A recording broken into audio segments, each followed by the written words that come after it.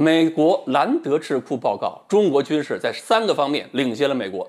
他们是在炒作威胁，还是我们真的实现了超越？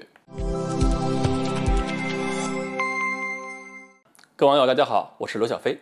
在美国的各个智库里边呢，兰德公司算是在军事领域有一定水平、比较著名的。最近呢，兰德智库发布了一份名为《美国的军事能力以及如何应对危险世界》这么一个报告，引起了媒体注意。大伙儿关注这个报告里边啊，美国把主要威胁定在什么方向上了？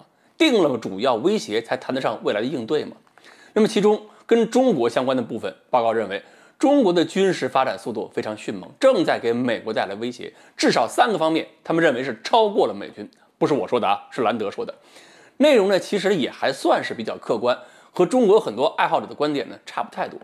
第一，他们提出要关注的包括中国建造军舰的速度，还有成本控制能力。速度来讲，中国是世界上第一造船大国，民用订单超过韩国加日本，军用方面不用说了。2020年，中国海军下水了12艘056、9艘驱逐舰、1艘071、1艘075啊，这还是新冠疫情影响之下呢。中国呢还有所控制，如果不是按照这个新冠疫情影响的话，数量更多。美国太平洋舰队前情报部长推测，按照这个速度发展下去，到了2030年，中国将会拥有多达450艘的水面舰艇和110艘潜艇啊，而且成本控制非常好，价格便宜，量足。所以兰德讲话，2049年到了中国建国100周年的时候，中国海军有可能就取代美国，成为全球第一海军了。到那个时候，中国海军舰艇还全都是新锐力量，还不是老船居多。到那个情况下，你海军自己看看怎么办吧。这部分文件交给你了。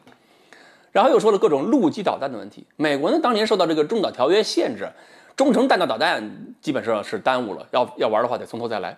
而中国呢，正好不受这个限制，再加上呢这几年几个关键技术一解决，我们现在东风21D、东风26、东风17都能让美国海军的水面舰艇和亚太地区的基地都活不踏实啊。而美国这方面呢，杀手锏就是开发了2000公里射程的战斧5巡航导弹，还有其他一批隐身巡航导弹，对地对海都能够用嘛。数据链、人在回路控制性能也相当不错，他们可以以数量取胜。所以呢，这个文件让美国陆军也好，海军也好，陆战队也好，你们好好看一看，要不要再进一步加强一下高超音速武器的研制和装备？这方面要不要追上解放军？第3个领域呢，兰德智库认为是防空体系变化太大了。过去中国只能搞要地防空，而且这个过去还不是很远啊，是这个2000年前后，中国也只能搞要地防空，还有一些有限的野战防空。现在呢，是中国的防空体系构成了远中近3层防空网络了，已经不仅仅是要地防空了，是全空域大纵深防空。最关键的是，解放军现在有了很好的探测隐身飞机能力。如果你隐身飞机都玩不起来的话，你后边还能干嘛？这3条结合起来，正好针对了美军的几个关键能力。全球范围内，美军的海权暂时没什么大问题，但是亚太地区海权还能不能撑得住，能不能拿得到？隐身飞机要是不好用了，美国空军的跨带优势何在？解放军的大纵深打击能力要是把关岛都给端了的话，那近处基地更不用说了。你空军也好，海军航空兵也好，没有基地，没有航母，拿什么起飞呀？连拼数量的资格都没有。另外呢，也要看到，就是美国呢能够看清这个局面，看清之后也会马上进行一些针对性调整，包括呢更多使用潜射高超音速导弹来避开水面舰艇的不足，包括分布式杀伤链等等，降低我们打击效率的战法都已经出台了，并且一定的会根据我们的发展状况不断推出新概念。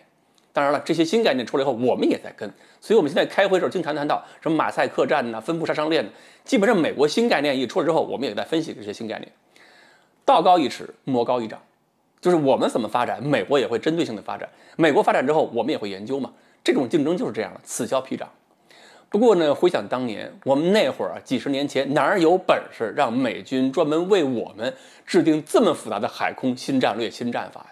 所以呢，现在美国为我们开始头疼了，也是对我们刮目相看，是警觉了，承认我们的进步了。这时候呢，我们还是要跟踪对手，无论是技术上的还是这个军事思想上都要跟。还要在跟踪的基础上有我们自己的创新，还要不断的去重新寻找对方新的作战思想和理论的根基是什么。老的一批思想我们把它根给挖了，那么新的思想出来之后还得接着挖呀。因为美国人对我们现在是警觉，而我们要不断的通过去挖对方的根，去拆对方的墙，最后让对方能够真正尊重中国的利益，对解放军有真正的敬畏。好，关于美国的兰德公司的报告，对我们来讲是警示了什么，启示了什么？